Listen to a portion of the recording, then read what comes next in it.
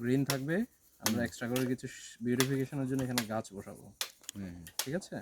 এইটার দুই পাশে হচ্ছে আমাদের এই যে কটেজগুলো, কটেজের অর্ধেক অংশ প্লেন থাকবে আর অর্ধেক অংশ এরকম ভাসমান থাকবে প্রত্যেকটা।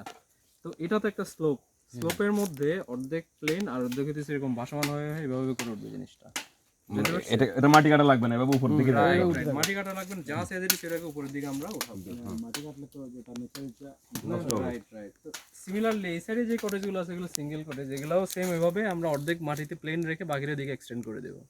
মাঝখান দিয়ে দুইটা রোড হয়ে যাবে, এই রোডটা হচ্ছে সিঙ্গেল কটেজে যাওয়ার, এই রোড ডাবল কটেজ। রোডটা দিয়ে আমরা ডিফাইন করে দিচ্ছি। এটা ও এটা হচ্ছে ইনডোর স্পোর্টস প্লাস হচ্ছে জিম। আর এটা তো মসজিদ, এটা মসজিদ, মসজিদটা হচ্ছে নিচে, এদিক দিয়ে গিয়ে নিচে দিয়ে গিয়ে এই জায়গায় একটা প্লেন জায়গা আছে না, হ্যাঁ এই জায়গার মধ্যে মসজিদটা আমাদের হবে। বুঝতে পারছি ওই জায়গায় নামাজে কোনো রিসোর্টে মসজিদ নেই। আর নামাজে আমাদের না রাঙ্গা টিলা নাকি রাঙ্গা ইয়ে নাই, কি না টিলাগাঁও, সিয়ারে বসে নামাজ কোনো যায় নামাজ নেই ওদের। তেরো বছর নামাজ পড়ছিল। এই সাইডে ধরেন আপনি। আবার টি রিসোর্টের ভিতরে আপনার প্রত্যেক ইয়েতে ক্যাবিনেটে যায় নামাজ রাখা হ্যাঁ আছে। আছে ওদের